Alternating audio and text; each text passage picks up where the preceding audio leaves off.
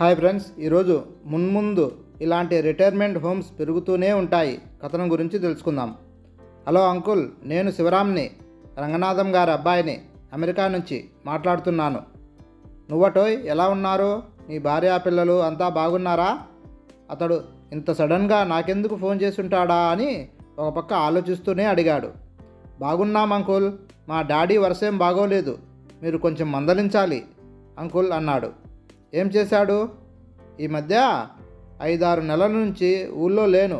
మా అమ్మాయి డెలివరీ వాళ్ళుంటున్న బెంగళూరులోనే జరగాలని పట్టుబడితే నేను మా ఆవిడ అక్కడే ఉండి ఆ పని పూర్తి చేసి నిన్నే వచ్చాం. మీకు తెలియదా? అతని స్వరం నిండా ఆశ్చర్యం పరుచుకుంది. మేము ఊళ్ళో లేములే. అసలేం జరిగింది? మా మమ్మీ డాడీ సిటీలోని ఇల్లు అమ్మేసి సిటీ అవుట్స్కట్స్లోని వృద్ధాశ్రమానికి వెళ్ళిపోయారు. అరే, నిజమా? అంత కర్మేం వచ్చిందయ్యా వాళ్ళకి? నీ దగ్గరకు వచ్చి ఉండొచ్చుగా అన్నాడు. ఆ మాట ఎప్పటి నుంచో చెప్తున్నాం. పోయినసారి అమెరికా వచ్చినప్పుడు ఇక్కడి చలికి తట్టుకోలేకపోయారు. కాళ్ళు చేతులు వంకర్లు పోతున్నాయని గొడవ పెట్టుకున్నారు. ఎంత హీటర్లున్నా కొంచెం చలి ఉందనుకోండి, అయితే మాత్రం వయసు అయిపోయాక కొడుకు దగ్గర కాలక్షేపం చేయాలి, లేదా ఏదోలా సర్దుకుపోవాలి తప్ప ఎవరూ లేనట్టు ఇలా శరణాలయానికి వెళ్తారా? ఎంత సిగ్గు! మీరంటే అర్థం చేసుకుంటారు, నలుగురు అలా అనుకోరు కదా అంకుల్. కొడుకు చూడలేదంటూ నన్ను ఆడిపోసుకుంటారు. మీరే ఏదో రకంగా డాడీకి నచ్చజెప్పి అక్కడి నుంచి వచ్చేలా చూడండి. డాడీ మీ మాట కాదనరు అన్నాడు. సరే, చెప్పి చూస్తానులే, కానీ మనలో మన మాట. సిటీలోని ఇల్లు అమ్మేసి డబ్బు ఇమ్మని నువ్వేమీ ఒత్తిడి తేలేదు కదా? అసలే వాడికి అభిమానం ఎక్కువ. ఏదో సందేహం పీకుతుంటే అన్నాను. అలాంటిదేదో బలమైన కారణం లేకపోతే రంగనాథం ఎంతో ఇష్టపడి కట్టుకున్న ఇంటిని ఉన్న పలానా ఎందుకు అమ్మేస్తాడు? ఏదో పని చేసుకుంటున్న నా భార్య చటుక్కున వచ్చి చెవులు ఇటు పెట్టి వినసాగింది. చాచా, డబ్బు అవసరం నాకెందుకు ఉంటుంది అంకుల్? అవసరమని కాదు, ఎంత ఉన్నా కొందరికి ఆ దాహం తీరదు, అందుకని అడిగాను. ఏమీ అనుకోకు. ఏదైనా డబ్బు అవసరం వచ్చి ఇల్లు అమ్మేశాడంటావా? అదే నిజమైతే ఆ ముక్క నాకు చెప్పొచ్చుగా. నేనేం పరాయివాడినా? అవసరమైనంత డబ్బు నేనే పంపుతానుగా అంకుల్ బాధగా అన్నాడు. సరే, ఇవాళ వెళ్ళి సంగతి ఏంటో కనుక్కుంటానులే. కనుక్కోవడం కాదు అంకుల్, ఎలాగైనా ఒప్పించి వృద్ధాశ్రమం నుంచి తీసుకొచ్చేయండి. మీ దగ్గరలో అద్దెకు ఓ ఫ్లాట్ చూసి అందులో ఉంచండి. మీరంతా దగ్గరలో ఉంటారు కనుక ఒంటరితనం, అభద్రత ఫీల్ అవ్వరు అన్నాడు శివరాం. మంచి మాట చెప్పావు, అలాగే చేస్తానులే. నేను ఫోన్ పెట్టేశానో లేదో శ్రీమతి నోరు విప్పింది. ఏంటండి, అన్నయ్య గారు ఆశ్రమంలో ఉంటున్నారా? అవునట, సిటీలోని ఇల్లు అమ్మేశాడట. మీరిద్దరూ చిన్ననాటి మిత్రులు కదా, మీకు మాట మాత్రమైనా చెప్పకుండా అంత పెద్ద పని ఎలా చేశారంటారు? కాదు, దీని వెనకేదో కుట్ర ఉండి ఉంటుంది. శివరాం ఏదో పెద్ద వ్యూహం పన్నే ఉంటాడు. కన్న తల్లిదండ్రుల్ని వృద్ధాశ్రమానికి తరిమేసిన వాడు ఏం బాగుపడతాడండి? నిజానిజాలు తెలుసుకోకుండా తొందరపడి మాట తోలకూడదే. కంటికి ఎదురుగా నిలువెత్తు నిజం కనిపిస్తుంటే ఇంకా సాక్ష్యాలు ఆధారాలు ఏం కావాలండి? 25 నుంచి ఉంటున్న ఇంటిని అమ్మేసి ఊరవతల ఆశ్రమానికి వెళ్ళిపోయారంటే సంగతేంటో అర్థం కావడం లేదు. వారింటి ప్రాంతం బాగా డెవలప్ అయింది కదా, కమర్షియల్ కాంప్లెక్స్ కట్టేయాలని ప్లాన్ వేసుంటాడు. ఈనాటి కొడుకులు ఎంతకైనా తెగిస్తారండి. వాళ్ళకి వాళ్ళ బాగు, వాళ్ళ సుఖమే ముఖ్యం. కన్నవాళ్ళు ఎలా అఘోరిస్తున్నా పర్లేదు అంది సులోచన. అది కాదే, నేను వారించబోయాను, కానీ వాక్ప్రవాహం ఎక్కడా ఆగలేదు. ముసలి తల్లిదండ్రుల్ని ఇక్కడ వారి కర్మకి వాళ్ళని వదిలేసి దేశం కాని దేశంలో కులుకుతున్నాడు అంటే ఏమనుకోవాలి చెప్పండి? కన్నవాళ్ళని కనిపెట్టుకుని చూడాల్సిన బాధ్యత అతగాడి మీద లేదా అంది సులోచన. ఉందనుకో అని నీళ్లు నమిలాను. మరి ఎందుకు ఆ దేశాన్ని పట్టుకు వేలాడుతున్నాడు చెప్పండి? డాలర్ల కోసమే కదా. జన్మనిచ్చిన వారి సంతోషం కన్నా ఆ డబ్బు ఎక్కువైనట్టే కదా. లేకపోతే అమెరికాలో ఎందుకుంటాడు? సులోచన నిలదీసి ప్రశ్నిస్తుంటే గతుక్కుమని ఇబ్బందిగా చూశాను. శివరాం అమెరికా వెళ్ళేసరికి మా అబ్బాయిని అమెరికా పంపాలని చాలా ప్రయత్నించాం. కన్సల్టెంట్కి ₹1,00,000 ఇచ్చాం కూడా, కానీ వీసా రాలేదు. లాటరీలో పోయింది. అలా మా అమెరికా డ్రీమ్ చెదిరిపోయింది. మా అబ్బాయి పెళ్ళి అయ్యే నాటికి సిటీలోనే ఉండేవాడు.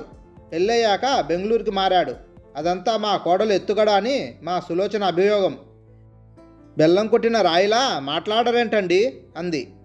చూడు సులోచన, అందరూ డబ్బు కోసమే విదేశాలకు వెళ్ళరు.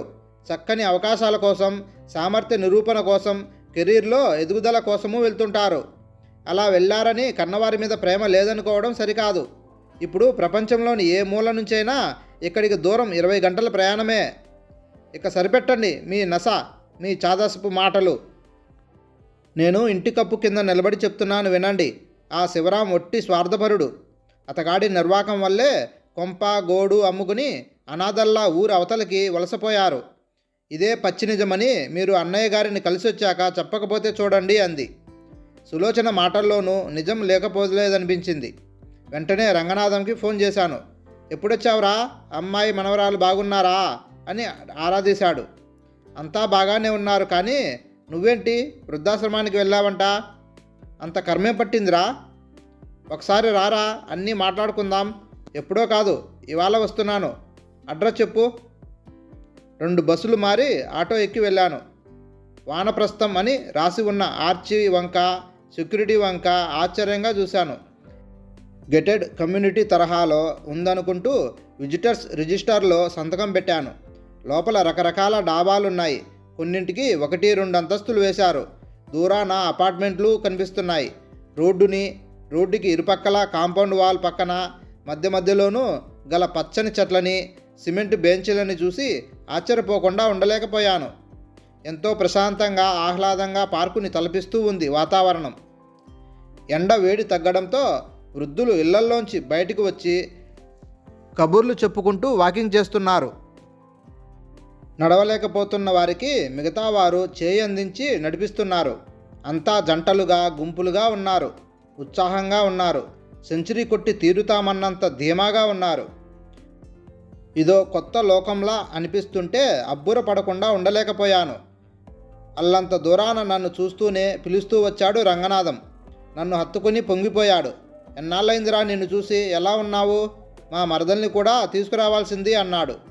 అది సరే, నువ్వు ఇంత హఠాత్తుగా సిటీ మధ్యలోనే ఇల్లు అమ్మేసి ఇక్కడికెందుకు వచ్చావు? నవ్వాడు. వస్తూనే ఈ దాడేమిట్రా, ఇల్లు చూద్దు గాని అంటూ లోపలికి తీసుకెళ్ళాడు. రంగనాథం ఇల్లు చిన్నదే అయినా ముచ్చటగా ఉంది. చుట్టూ కూరగాయల మొక్కలు ఉన్నాయి. గ్రౌండ్ ఫ్లోర్లో 2 పడక గదులు, హాలు ఉన్నాయి. ఫస్ట్ ఫ్లోర్లోనూ అలాగే ఉన్నాయని, దాన్ని అద్దెకిచ్చానని చెప్పాడు.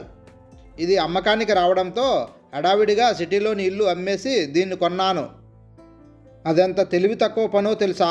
బిజీ ఏరియాలోని ఇల్లు రోజు రోజుకి కాదు, గంట గంటకి విలువ పెరుగుతుంది. అది అమ్మేసి రింగ్ రోడ్డు అవతల ఉన్న నిర్మానుష్య ప్రదేశంలో ఇల్లు కొనుక్కోవడం తెలివైన పని అంటావు. నా స్వరంలో హేళన ఉన్నా పట్టించుకోకుండా నవ్వేశాడు రంగనాథం. అయోమయంగా చూశాను. మా వానప్రస్థం చూద్దు గాని రారా, ఇంటిలో నుంచి బయటికి దారితీస్తూ అన్నాడు. ఇవన్నీ రిటైర్మెంట్ హోమ్సే. సొంతవి ఉన్నాయి, అద్దెవి ఉన్నాయి. కానీ అంతా కలిసే ఉంటాం, కలిసికట్టుగా ఉంటాం, ఒక మహాకుటుంబంలా ఉంటాం. వైద్య సదుపాయాలు, ఆధ్యాత్మిక కార్యక్రమాలు, సామాజిక సేవ చేసే అవకాశం అన్నీ పుష్కలంగా ఉన్నాయి అన్నాడు. డబ్బు గుంజటానికి ఇదో దారి. సరే కానీ వదిన గారు కనిపించడం లేదు, ఇంట్లో లేరా అన్నాను. అక్కడికే వెళ్తున్నాం పదా. అక్కడికంటే ఎక్కడికి అన్నాను. నా మాటలు పట్టించుకోలేదు. మా కమ్యూనిటీలో ఇల్లు, అపార్ట్మెంట్లు కలిపి మొత్తం 70 ఉన్నాయి. ఇక్కడ ఉండే వాళ్ళంతా వృద్ధులు, రిటైర్ అయిన వాళ్ళే అన్నాడు. అంతా కొడుకుల చేత అశ్రద్ధ చేయబడిన వారేనేమో నీలాగా, కావాలనే వ్యంగ్యంగా అన్నాను. అందరివి ఒకే రకం పరిస్థితులు కాకపోయినా అందరం ఒకే రకమైన పక్షులం. అందుకనే ఒకే చోటికి చేరాం. ఈ వెంచర్ వేసిన వాళ్ళే గుడి, prayer hall, community kitchen, clinic నిర్వహిస్తున్నారు. ఖర్చుని అంతా షేర్ చేసుకుంటున్నాం. ఒకరికొకరం చేదోడు వాదోడుగా కలిసికట్టుగా ఉంటున్నాం. ఒంటరితనం, అభద్రత, నిరుత్సాహం, నిర్లక్ష్య భావన మా దరికి చేరలేవంటే నమ్ము. కలిసి ఉండక ఏం చేస్తారు? అరిచి గీ పెట్టినా బదులు పలికేవారు ఒక్కరైనా చుట్టుపక్కల ఉంటేగా. ఆగి నా వంక అదోలా చూసి ముందడుగు వేస్తూ చెప్పుకుపోయాడు. ఉదయమే వాకింగ్కి వెళ్తాం. వస్తూ వస్తూ ఎవరికైనా మందులు, బ్రెడ్లు, పండ్లు లాంటివి కావాల్సి వస్తే కొని తెస్తాం. నడవలేని వాళ్ళకి సాయపడతాం. రోగులకి సేవ చేస్తాం. గుడిలో పూజలు చేస్తాం. పురాణాల విశేషాలు తిరిగేసుకుంటాం. బ్రేక్ఫాస్ట్ నుంచి డిన్నర్ దాకా అంతా కమ్యూనిటీ కిచెన్లోనే చేస్తాం. ఓపిక, శక్తి రెండూ ఉన్న నాలాంటి కొందరం ఈ దగ్గరలోని ప్రభుత్వ పాఠశాలలకు వెళ్ళి క్లాసులు తీసుకుంటాం. చుట్టుపక్కల పల్లె ప్రజలకి ప్రభుత్వ పింఛను, రేషను వగైరాలు వచ్చేందుకు సలహాలు, సహకారము ఇస్తాం. వారి జీవన పరిస్థితులు మెరుగుపడేందుకు తోడ్పడతాం. కాలం మాకే తెలియనంత వేగంగా, ఉత్సాహంగా పరిగెడుతోందిరా. కళ్ళల్లోంచి ఆనందం జాలువారుతుంటే అన్నాడు. దిమ్మరిపోయి చూశాను. నీకు ఇక్కడే బాగుందా? అవును, అక్కడ పెద్ద ఇంట్లో బిక్కుబిక్కుమంటూ మేమిద్దరం రోజు అబ్బాయి ఫోన్ కోసం ఎదురు చూడటం, ఫోన్ వచ్చాక వాళ్ళ గురించే మాట్లాడుకోవడం, అంతే. జీవితం నిస్సారం, నిస్తేజం అయిపోయింది. నిజం చెప్పాలంటే చావు కోసం ఎదురు చూస్తున్నట్టుగా ఉండేది అన్నాడు. అంటే ఇక్కడ ఎంతో బాగుంది అంటావు? ఖచ్చితంగా. ఇక్కడ సమాజం ఉంది, చేదోడు వాదోడు ఉంది, సాయము, నిజాయితీ ఉంది, ఆధ్యాత్మికత ఉంది. ఈ నేలలోంచి, గాలిలోంచి, మనసుల్లోంచి ఎంతో పాజిటివ్ ఎనర్జీ వచ్చి మమ్మల్ని ఉత్తేజపరుస్తూ ఉంటుంది. మమ్మల్ని మేము కొత్తగా ఆవిష్కరించుకుంటున్నట్టుగా, కొత్త సమాజంలో ఉన్నట్టుగా ఉంటుంది అంటుండగా రంగనాథం కళ్ళల్లోని మెరుపుల్ని వెర్రిగా చూశాను. ఆ కమ్యూనిటీలో ఉంటున్న కొందరిని పరిచయం చేశాడు రంగనాథం. మీకు ఇక్కడ ఎలా ఉంది అని ఒకరిని అడిగాను. చాలా బాగుంది. చిన్నప్పటి ఉమ్మడి కుటుంబంలో ఉన్నట్టే ఉంది. ముసలి వయసులో మనకేం కావాలో అవన్నీ ఇక్కడ ఉన్నాయి. ముఖ్యంగా మాట్లాడడానికి, ఆనందం, విచారం పంచుకోవడానికి మేమున్నామని అండగా నిలబడే వాళ్ళున్నారు. బంధుమిత్రుల ఇళ్లల్లోని శుభకార్యాలకి మేము వెళ్ళినా 1-2 రోజులు మించి అక్కడ ఉండలేమంటే నమ్మండి. మా బతుకు భవిష్యత్తు ఇక్కడే ఉంది అన్నాడు. ఆ మాటలకి పిచ్చివాడిని చూసినట్టు చూశాను. ఒక్కొక్కటి చూపిస్తూ కమ్యూనిటీ కిచెన్లోకి తీసుకెళ్లాడు. అక్కడ రంగనాథం భార్య వంటల్లో సాయపడటం చూసి విస్తుపోయాను. ఈ వంటలక్క వేషం ఏంటి వదినా? మీకు బోలెడు ఉంది. కొడుకు బ్రహ్మాండంగా సంపాదిస్తున్నాడు. మీకు ఈ కర్మ ఏంటి అని నొచ్చుకున్నాను. అదేంటయ్యా, మా కోసం మేము వండుకోవడం మీకు తప్పుగా కనిపిస్తోందా అంది. ఆ మాటకి గుటకలు మింగాను. ఇన్నాళ్ళు ఒడ్డున పడ్డ చేపల్లా కొట్టుకున్నాం. ఇప్పుడేమో నీటి ప్రవాహంలోకి వచ్చి పడ్డట్టుగా ఉంది మా పరిస్థితి.